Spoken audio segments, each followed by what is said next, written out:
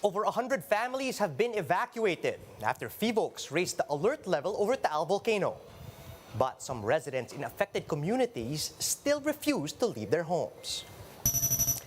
Industry projections show petroleum prices are again set to increase this week. Heads up commuters along EDSA. The month-long free rides in MRT3 begins today. President Duterte is celebrating his 77th birthday today.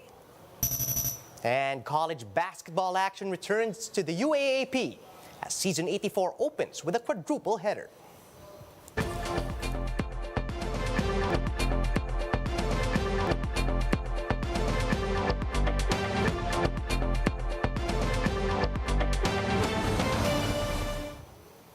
Fast, focused, and fearless. Here's everything you need to know as you jumpstart your day. I'm Charles Lejano. Following Taal's eruption on Saturday, many residents living near the area chose to evacuate immediately. But some have decided to stay put. Camille Samonte with the details. Some residents in Agoncillo, Batangas immediately evacuated following Taal Volcano's phreatomagmatic burst on Saturday. 60-year-old Carmelita only packed a few clothes and a bag of rice when they left home. Their house was just 7 kilometers away from Taal Volcano.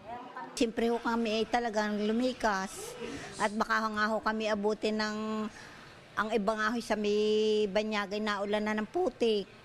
Losha, meanwhile, is afraid that her house will be destroyed again, like what happened in 2020.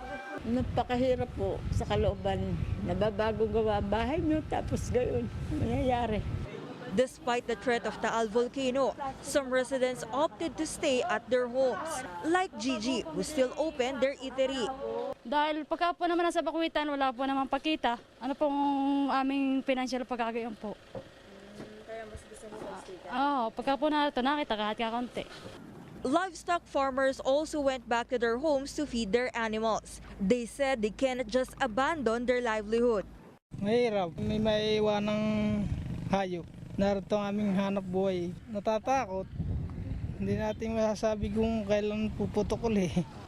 All activities in the Taal Lake were suspended as the volcano remains under alert level 3. Some residents, however, are still fishing. Ay narito ho ang hanap buhay ho. Nangangamba rin ho. Di alis doon na lang ho. FIVOLCS says magma is moving slowly in Taal and will likely continue in the coming days. And this would continue in the next several hours or days.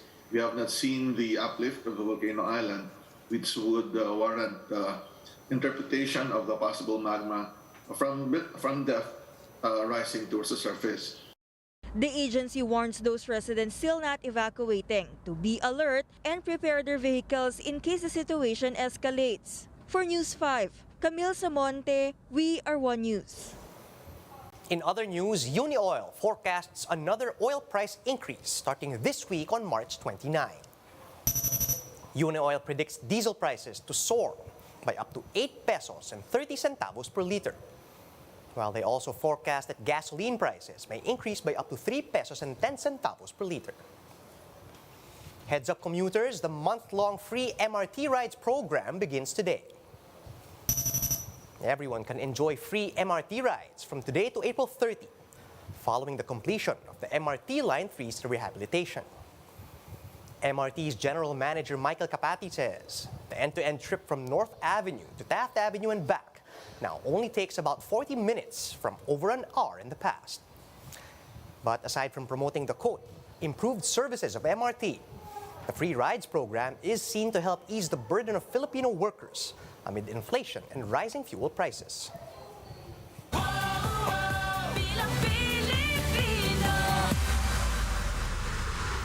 Let's find out where the national candidates are headed today. Vice President Leni Robredo will be visiting Samar and Leyte together with her running mate Kiko Pangilinan.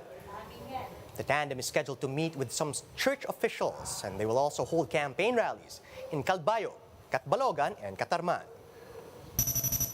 The UNI team is back in Mindanao, and the Marcos Sara tandem will be campaigning today in Sarangani and General Santos, the hometown of presidential candidate and Senator Manny Pacquiao. And Manila Mayor Isko Moreno will be holding political rallies in Misamis Oriental and Cagayan de Oro. Moreno is scheduled to meet with some local officials and to hold caravans in Gingoog City and Cagayan de Oro. Today marks the 77th birthday of President Rodrigo Duterte. In a statement, PCOO Secretary and Acting Presidential Spokesperson Martin Andanar said Duterte will mark the occasion with a simple celebration in Davao City. Andanar also revealed that his birthday wish is to have a clean, fair, and honest election in May. Meanwhile, Chief Presidential Legal Counsel Sal Panelo thanked the president for his, quote, unorthodox and uncompromising but effective governance.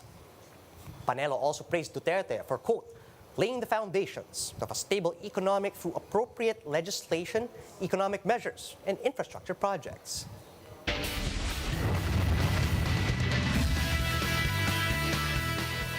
The much-awaited return of the UAAP Games took place on Saturday, with the men's basketball tournament kicking things off. Marty Bautista gives us a recap of the opening day games in this report. All 8 league member schools tipped off the opening day of the UAAP Season 84 with a bang. After a 2-year wait, players were eager to show off their skills on the hardwood of the Mall of Asia Arena. In the first game, the Tamaraos wasted no time to prove their dominance against the Growling Tigers, winning 75-51. Super rookie and nephew of PBA legend Johnny Aparientos, RJ carried his team with 18 points, 5 rebounds, and 2 assists. But even after the stellar debut, RJ said there's still a lot to be done. Hindi kami pwedeng mag-stick sa kung sino player lang yung pwedeng mag-click or makagawa sa team namin. So dapat mas lumalim yung bench namin, mas magtulungan kami. In the second game, the NU Bulldogs escaped the Adamson-Sorin Falcons 71-69. While taking the close victory, NU head coach Jeff Napa said there's still so much to improve on. You can just have your moments during the game. No? If you give me stability, then that's the kind of moment that I have. That we want from them. Next was a highly anticipated match between the defending champions Ateneo Blue Eagles and the UP Fighting Maroons. From start to finish, the Blue Eagles made it clear why they were crowned the kings of the court, winning the match 90-81. Dave Ildefonso scored a team high of 19 points and 6 rebounds. When asked about the adjustments to Coach Tab Baldwin's complex system, this was their reaction. He's a system guy. Can you repeat the question again, Coach Tab? Really? Seriously? Just move to the next question now. For the last match of opening day, the DLSU Green Archers, led by rookie Phil Am Shawnee Winston, defeated the UE Red Warriors 71-66.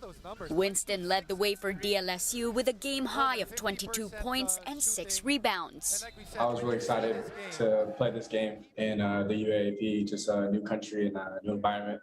And my team and I, we've been working really hard the past couple months, so I was just happy to go out there and compete. Collegiate basketball continues on Tuesday at the Mall of Asia Arena. First on the list is UE versus Adamson, followed by a marquee match between Ateneo and FEU. The third game, meanwhile, will feature a match between NU and DLSU. And lastly, UP will try to bounce back as they take on UST. For News 5, Marty Bautista. We are One News. Here are the stories to watch out for later today. FIVOX is set to release its next bulletin on the Taal volcano at 8 a.m. The 2022 Balikatan exercises open today at Camp Aguinaldo in Quezon City. And the Senate Committee of the Whole will conduct its probe into the smuggled Chinese vegetables in the Philippine market. And that's how the day is shaping up to be. Join us again later at 9 a.m. as we monitor the day's biggest stories from sunrise to sundown. You can also catch One News on Signal Play. Register for a free account at www.signalplay.com so you can stream One News live anytime and anywhere. I'm Charles Lejano.